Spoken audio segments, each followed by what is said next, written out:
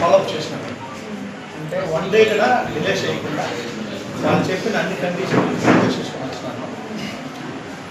Last 1.5 year మీరు ఉండింటే అప్పుడు మీ దృష్టికి వచ్చి ఫైల్ అంతా మీ నివల్సెట్లోనే ఉండాలి. ఈఆర్ఓ గారితో కానీ మీ దృష్టికి వచ్చి సార్ చూడండి ఫైల్ కావాలి అంటే ఒక వర్క్ అంటే జస్ట్ ఒక అడంగల్లో చేంజ్ చేసేదాన్ని కూడా ఒక అడంగల్లో ఉండే ఒక నెంబర్ని చేంజ్ చేసేదానికి ఆల్మోస్ట్ ఆ టైం వచ్చేసి 2.5 years తీసుకుంది. దగ్గర 3 years అయింది వచ్చి 2.5 years కంటిన్యూస్లీ ఫాలోఅప్ చేస్తాను. మధ్యలో కొంతమంది ట్రాన్స్ఫర్ అయినా ఒక అడంగల్లో చేంజ్ కావాలంటే 1 day అడంగల్లో చేంజ్ కావాలంటే ఎంత టైం తీసుకుంటుంది తెలుస్తాం. ఒకటి రెండవది 2.5 years ఒక మనిషి ఫాలోఅప్ చేసినాను. ఎందుకు ఇంత లేట్ అవుతాము? వ్యవస్థ ఎందుకు ఇంత లేట్గా ఉంది? మీ సబ్జెక్ట్ అయితే ఐడియా లేదండి. మీ ఫోన్ కాల్తోనే నేను తీసుకున్నది. అప్పుడే మా విఎస్ అబ్బాయి మీరు తీసుకున్నాను. సబ్ డివిజన్ కట్టారంట మీరు. అడంగల్లో 39 cents ఉంది. మీరు ఆన్ పొజిషన్ 10 cents ఉన్నారంట. సో అందుకని డిలే అయింది అని చెప్తాను. ఇంకేమన్నా రీజన్ ఉందా సార్? రవి సార్ ఉన్నప్పుడు మేము సబ్మిషన్ చేసామన్నమాట. ప్రతిష్ట ఫాలోఅప్ చేస్తూనే ఉన్నాను. సబ్మిషన్ ఫైల్ రెడీ చేసింది కూడా నేనే. ఓకే. మీ పేరు సార్? సమీర్. నేను ఎందుకు ఇక్కడికి వచ్చినానంటే నేను మీకు కాల్ చేసిన చిన్నోడు చాలా కాల్స్ చేసినారు. మీరు రిప్లై ఇలా 2.5 సంవత్సరాల తర్వాత ఎక్కువ మీకు కాల్ చేసిన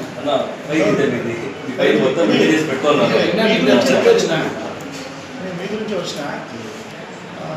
ఇదేమవుతుందంటే చాలా ఓపిక్గా 2.5 సంవత్సరం మేము ఫాలోఅప్ చేసినాం సార్.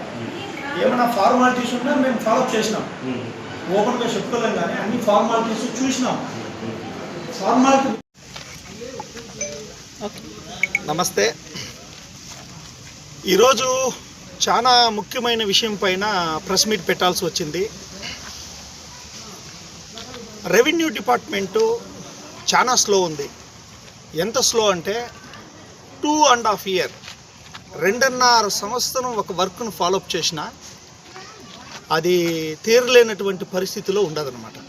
ఈవెన్ ఒక కాంగ్రెస్ పార్టీ ఎమ్మెల్యే క్యాండిడేట్ అయిన నేను దగ్గరుండి 2.5 సంవత్సరం ఫాలోఅప్ చేసినా వాళ్ళు మారిపోయినారు వీళ్ళు మారిపోయినారు అని చెప్పని జస్ట్ ఒక అడంగలో next adangal correction 1B correction adangal correction 1B correction sub division చేసి అడంగలు 1B కరెక్షన్. ఈరోజు డైరెక్ట్గా మేడం గారితో మాట్లాడితే 1 monthలో ఇది ఆల్మోస్ట్ ఆల్ వర్క్ కంప్లీట్ అయిపోయే వరకే. కానీ ఒక సబ్ డివిజన్ చేసి 1B అడంగల్లో కరెక్షన్ చేయాలంటే 2.5 years వచ్చేసిందన్న. అన్ని ఫార్మాలిటీస్ ఫాలోఅప్ చేసుకుంటూ ఒకరు మారిపోయిన తర్వాత ఒకరు మారిపోతూ ఉంటే ఒకసారి ఒక వ్యక్తి మారిపోయిన తర్వాత ఆ మారిన వ్యక్తి ఏదేదైతే చేసినాడో మళ్ళీ అక్కడి నుంచి కంటిన్యూ చేయాల. ఆయన వెళ్ళిపోయినాడు సార్ అని చెప్పి మధ్యలో వదిలేయడము. ఈ రెవెన్యూ డిపార్ట్మెంట్ పైన ఈరోజు ప్రెస్ మీట్ అంతా తప్పకుండా 1 monthలో జరగాల్సిన పని 1 monthలోనే క్లియర్ కావాలా. 1 weekలో జరగాల్సిన పని 1 weekలోనే క్లియర్ కావాలా. వీళ్ళు ఒక మీడియేటర్ వ్యవస్థని పెట్టుకున్నారు. వాళ్ళు ఫోన్లు రిసీవ్ చేయరు. ఫుల్ బిజీ వాళ్ళు. ఎప్పుడో 15 రోజులకో నెలకో 2 నెలలకో 3 నెలలకో ఒకసారి రైతులకు వచ్చేసి వాళ్ళు అందుబాటులోకి వస్తారు. సరే వాళ్ళని పట్టుకొని ఏమైనా పని చేసుకున్నామంటే అది ఏదో వీళ్ళు ఒప్పు చెప్పేస్తారు. ఈరోజు మేడం వచ్చేసి చెప్తారు నాకు 1 year ఇంకా నాకు దృష్టికి రాలేదు. కానీ మేడం చెప్పిన దానికే వాళ్ళకి ఫైల్ ఇచ్చినాం. ఈరోజు ఏది ఫైల్ అని తక్షణ మేడం తీసుకుంటారు వాళ్ళు మన ముందరే. ఇది మేడం గారిని బ్లేమ్ చేయాలనో లేకపోతే వచ్చేసి అక్కడ ఉండే అధికారులను బ్లేమ్ చేయాలనో కాదు. మొత్తం వ్యవస్థ ఇక్కడుండే ప్రెస్ సహోదరులందరికీ తెలుసు, ప్రతి ఒక్కరికి తెలుసు. మొత్తం వ్యవస్థ స్లో అయిపోయింది. 2.5 సంవత్సరం వచ్చేసి ఒక వర్క్కి తీసుకుంటా ఉంటారు టైం అంటే ఇకపైన ఈ వ్యవస్థ మారల్లా. ప్రతి మండే మేడం గారు చెప్పినారు అన్ని మండలాల్లో ఆఫీసర్ల దగ్గర సంబంధిత ఆఫీసర్ల దగ్గర మేము కంపల్సరీ మా టీం ఇండియన్ నేషనల్ కాంగ్రెస్ పార్టీని ఇంకా మండల అధ్యక్షులు కానీ మా టీం వచ్చేసి రైతులకి ఏ సమస్య ఉన్నా దయచేసి ఇండియన్ నేషనల్ కాంగ్రెస్ పార్టీ అనేది ఉండాది మా దృష్టికి తీసుకొని రండి. ఎటువంటి రెవెన్యూ సమస్య అయినా అది తీరదగ్గదైతే తప్పకుండా హెల్ప్ చేస్తామని మేడం గారు చెప్పినారు. 1 monthలో క్లియర్ కావాల్సింది 2.5 years పట్టింది. అన్ని ఫార్మాలిటీసు క్లియర్ చేసుకొని 3 సార్లు వచ్చేసిందన్న. దానికి ఏం కట్టింది? సబ్ డివిజన్కి 3 సార్లు కట్టి 3 సార్లు ఇంగూరు మారిపోయినారని చెప్పి ఇంగూరు మారినారని దగ్గర వచ్చేసిందన్న కలెక్టర్ గారిని ఇంకా సంతకం ఏ సంవత్సరంలోనైనా ఎప్పుడు తెచ్చింది? 2024 జూలై డిసెంబర్లో 2024 డిసెంబర్లో కలెక్టర్ గారు సంతకం పెట్టిండే ఫామ్ కూడా ఉండదు వాళ్ళ దగ్గరే. కానీ ఈ రోజుకి వర్క్ కంప్లీట్ కాలేదు. కానీ ఓపిక్గా కంప్లీట్ చేయవచ్చు. క్లియర్ కానీ అని ఒకవేళ పిన్లో లేకపోతే ఏదో అప్పులో సప్పులో ఉండే వాళ్ళు అయితే కంపల్సరీ చచ్చిపోతారండి, దాంట్లో నో డౌట్. ఎందుకంటే ఒక 30 లక్షలు 50 లక్షలు కోటి రూపాయలు ఇరుక్కుందంటే సైట్లలో వీళ్ళ నెగ్లిజెన్సీ వల్ల. కాబట్టి వీళ్ళని బ్లేమ్ చేయాలని కాదు, ఈ సిస్టమ్ మారాలని చెప్పి ఈరోజు వచ్చినాను.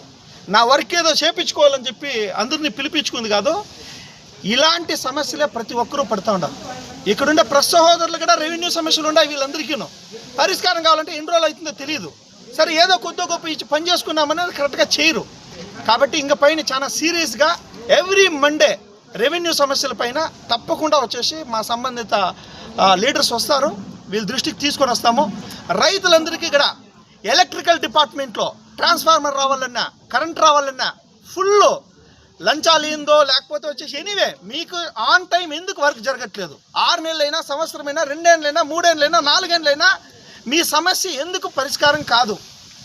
మెయిన్ అధికారి దగ్గరికి పోతే కిందుండే వాళ్ళకి చెప్పేస్తూ ఉంటారు, ఆ కిందుండే వాళ్ళు రెస్పాన్స్ కారు. మళ్ళీ మెయిన్ అధికారి దగ్గరికి వస్తారే నా దగ్గరికి రాలేదు కదా అంటారు.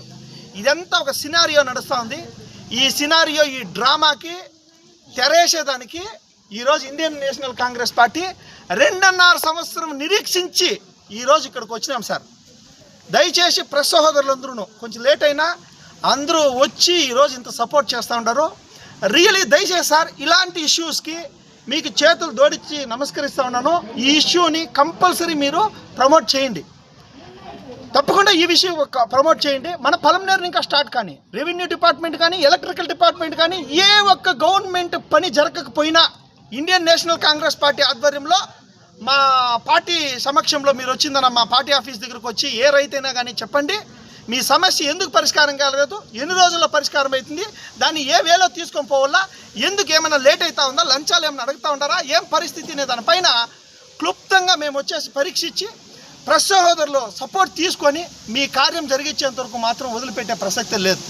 నాలాగా ప్రాబ్లం ఎవరికి కాకూడదు, ఎవరు సఫర్ కాకూడదు అనేదే ఈరోజు ముఖ్య ఉద్దేశము. తప్పకుండా ప్రెస్ సహోదరులందరూ దీనికి సహకరించి పబ్లిష్ చేసి ఇలాంటి రెవెన్యూ డిపార్ట్మెంట్ కానీ ఎనీ డిపార్ట్మెంట్ తప్పకుండా శిస్తుగా పనిచేయాలని చెప్పి మీరందరూ సహకరిస్తారని చెప్పి మనస్ఫూర్తిగా కోరుకుంటూ థ్యాంక్ యూ.